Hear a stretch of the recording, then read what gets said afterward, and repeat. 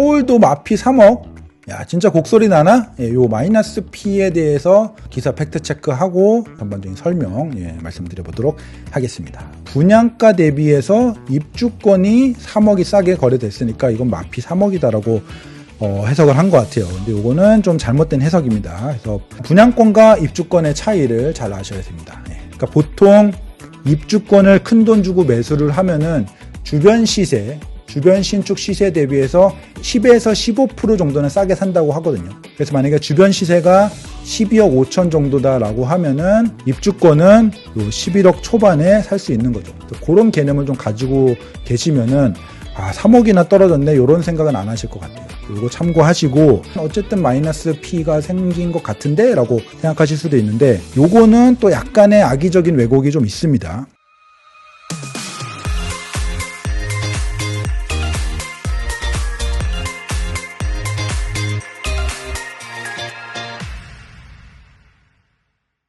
네, 안녕하세요, 분전입니다. 오늘은 서울도 마피 3억.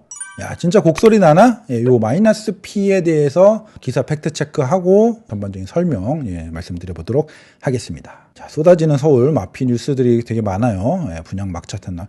서울도 수억 마피 거래, 속출, 이런 얘기들이 나와서 요것들에 대한 일단 팩트 체크를 좀 해봐야 될 것 같아요. 저희 코너 제목처럼. 일단은 기사를 한번 클릭을 해서 세부 내용을 봤습니다. 분양은 로또 공식 깨렸다. 사실은 분양은 로또라는 공식은 원래 없어요. 분양가 상한제 단지만 분양은 로또인 거지 분양 로또 공식은 깨졌다가 아니고 원래 없었습니다. 조금 더 세부적으로 보면은 입주권이 11억 470만 원에 매매됐다. 이렇게 나와 있네요. 분양가 대비해서 입주권이 3억이 싸게 거래됐으니까 이건 마피 3억이다라고 해석을 한 것 같아요. 근데 요거는 좀 잘못된 해석입니다. 그래서 제가 설명을 드리면은 분양권과 입주권의 차이를 잘 아셔야 됩니다. 입주권 매수라는 것은 재개발이나 재건축 이런 데에 조합원 자격을 매수하는 거예요. 조합원 자격을 승계해서 준공 후에 주택 소유의 권리를 가지게 되는 거죠. 그러니까 일반 분양을 받은 사람의 권리를 사는 게 아니고 애초에 조합원의 입주권을 매수를 하는 겁니다. 이것의 특성은 총 매수 가격이 낮아요. 그러니까 전체 아파트의 매수 가격은 낮은데 초기 자금이 크게 들어갑니다. 그러니까 처음에 돈 자금은 많은 사람들이 조금 집을 싸게 사기에 굉장히 좋은 전략이 입주권 매수예요. 그래서 취득세도 그리고 1, 2천 정도 더 높습니다. 분양권 매수란 거는 일반 분양분을 계약한 사람들, 그러니까 일반 분양에 당첨된 사람의 수분양자들의 자격을 승계받아서 주택 소유의 권리를 가지게 되는 거거든요. 그래서 보통은 총 매수 가격은 그냥 주변 시세 정도 나와요. 주변 신축이 14억 정도 하면은 여기에 분양권도 14억 혹은 약간 싼 정도? 그래서 주변이 14억이면 한 13억 5천? 요 정도만 싼 정도입니다. 그래서 주로 총 매수 가격은 입주권 대비해서는 확실히 높고, 초기 자금은 적게 들어갑니다. 보통은, 일반 분양을, 분양 받으면은 계약금은 딱 10%만 내잖아요. 그러니까 14억에 분양을 받으면은 1억 4천만 원만 계약금을 내죠. 그러면은 분양권을 매수할 적에는 1억 4천 플러스 프리미엄 몇 천만 원, 혹은 장 좋을 적에는 몇억 이렇게 해서 딱 그만큼만 초기 자금으로 들어가는데 입주권은 훨씬 많이 들어가요. 제가 예시로 하나 설명드릴게요. 여기가 앞서 화제가 되었던 이문 3-1 이문 아이파크 자이 입주권인데 보시면은 매매 7억 6천에 나와 있어요. 그럼 요게 아파트 전체 취득 가격이 아니고 입주권 취득 가격이거든요. 여기에 이제 추가 분담금이 붙어서 나중에 제가 요걸 산 사람이 다 준공되었을 적에 들어갈 수 있는 거예요. 그래서 보시면은 매매 가격은 7억 6천. 여기에 추가 분담금이 4억 1천. 그러면은 11억 7천 정도로 거래를 하는 거겠죠. 초고층. 좋은 타입의 초고층이니까 11억 7천 정도고 간단하게 추정을 해보면은 이 정도면 초기 필요 자금이 6억 5천에서 7억 정도는 들어가요. 재개발할 때 이주해라라고 빌려주는 이주비란 게 있거든요. 이주비가 이 정도면은 한 1억 좀 안 되게 받았을 것 같아요. 그러면은 7억 6천을 내고 이주비만 빼고 6억 5천에서 한 7억 정도를 처음에 돈이 필요한 거예요. 만약에 이게 분양권이었다라고 하면은 앞서 말씀드렸듯이 계약금 10% 플러스 프리미엄만 필요한 거예요. 요새 시장이라고 하면은 2억도 안 될 거예요.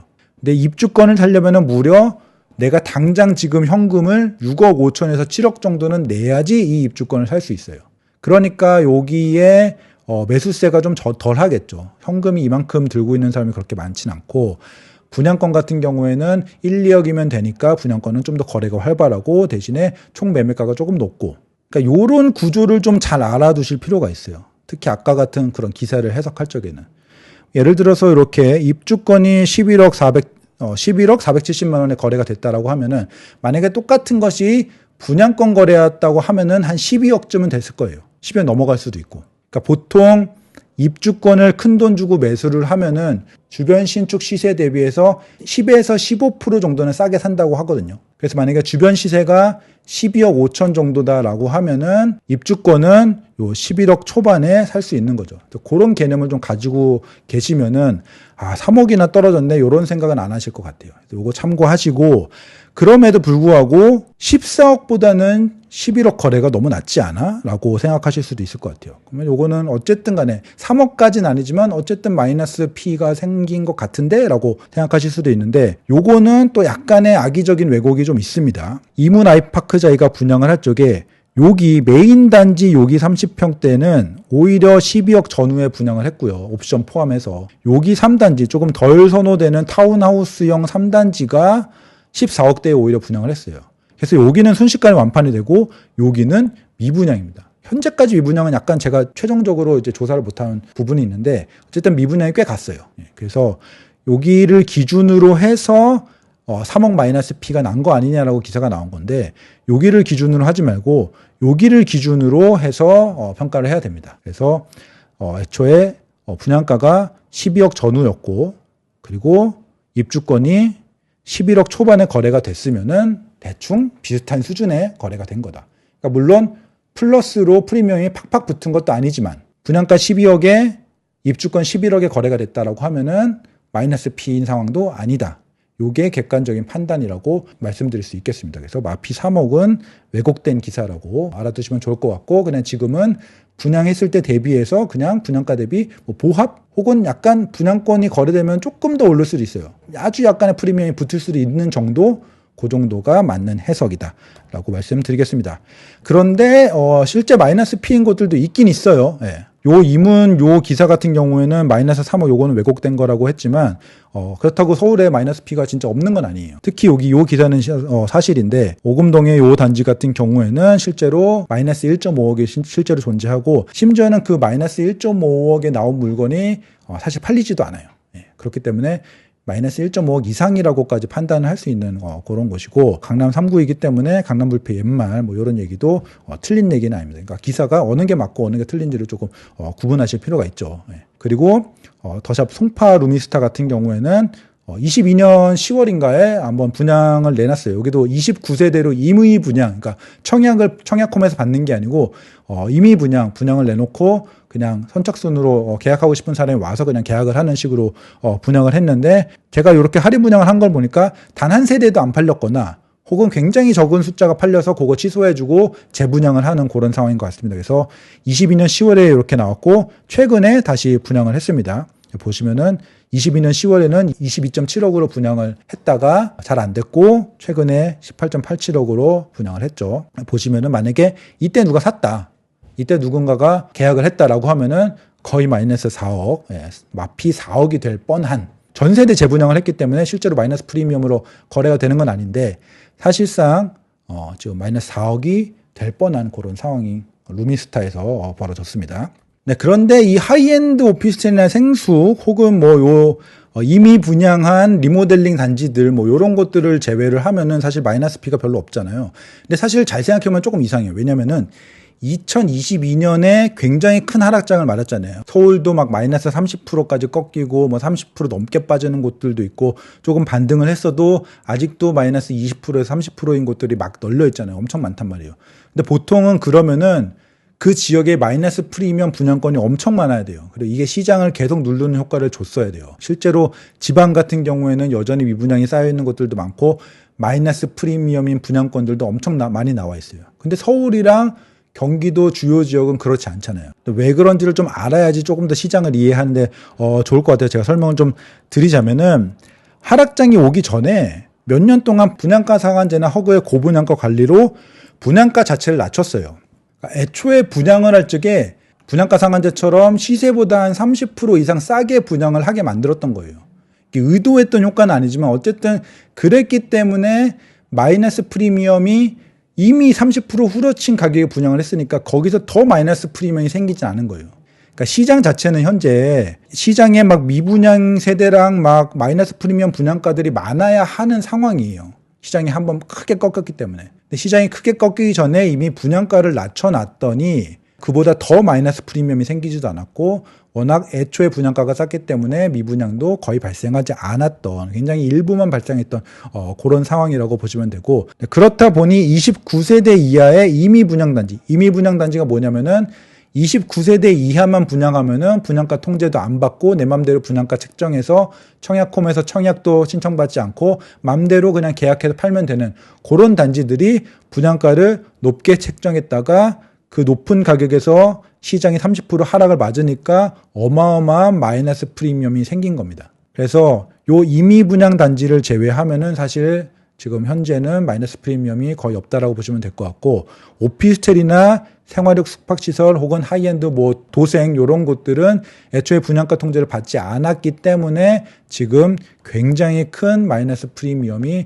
형성되어 있다라고 보시면 될 것 같아요. 그러니까 이런 상황들을 좀 이해하시면은 어디는 왜 마이너스 프리미엄 엄청 크고 서울의 대부분의 단지는 마이너스 프리미엄 분양권이 없지, 뭐 이런 궁금증을 좀 해소할 수 있지 않을까라는 생각이 듭니다. 그래서 사실은 이런 거를 의도한 규제는 아니었을 것 같지만 다행히도 이런 어떤 상황들 때문에 시장이 폭락하고도 마이너스 프리미엄의 수분양자들이 엄청 고생을 하거나 혹은 어떤 그의 뒤이은 문제들이 커지거나 하지는 않았는데, 그래도 일부 이런 오피스텔, 생숙, 이런 임의 분양 단지들의 문제가 발생하고 있긴 해요.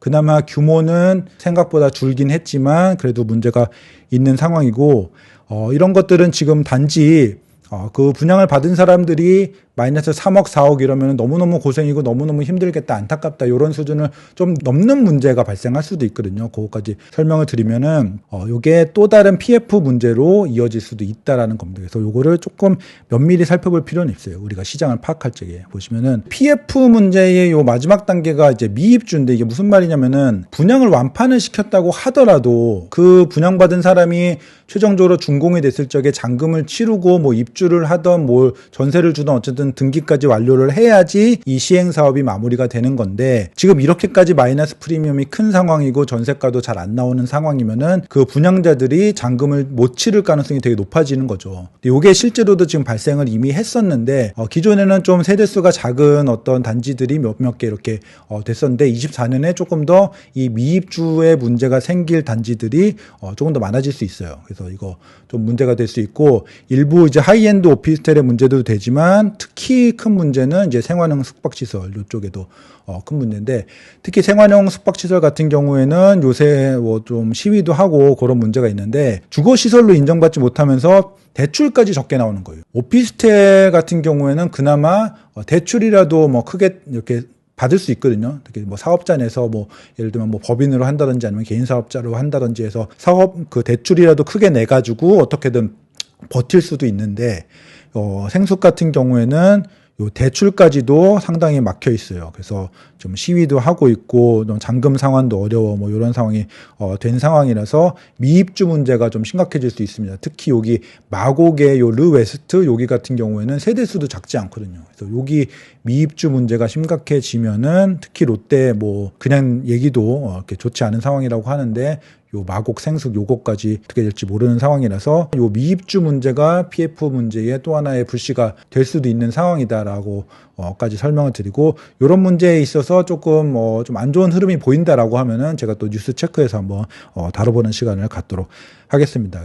네, 그래서 여기까지 살펴봤고요. 여기까지 마이너스 프리미엄에 대한 기사들이 많이 쏟아지는데, 뭐 서울도 마이너스 프리미엄이어서 지금 뭐 굉장히 하락장인 것처럼 설명이 된 그런 기사들에 대해서 팩트 체크 결과 좀 아니라는 설명을 드렸고, 하지만 마이너스 프리미엄인 곳들도 분명히 존재를 하는데 오피스텔 생수 혹은 일부 이미 분양한 단지들이 그런 상황이다라는 설명드리고, 이런 것들이 나중에 PF 문제까지도 이어질 수 있으니까 이런 것들은 좀 기민하게 좀 봐야 될 필요가 있다, 이런 것까지 딱 정리를 한번 오늘 드려봤습니다. 그래서 오늘 그렇게 쉬운 얘기는 아니었는데 헷갈리실 수 있는 부분이니까 정리 차원에서 오늘 다뤄봤고, 앞으로 요거 관련된 기사가 있으면은 예전에 분전이 뉴스테크에서 이런 식으로 설명을 했었지라고 하면서 필터링 하면서 받아들일 수 있으시면 좋을 것 같습니다. 네. 오늘 여기까지 마무리하고 분전이 뉴스체크는 다음번에 또 핵심 뉴스들로 찾아뵙도록 하겠습니다. 감사합니다.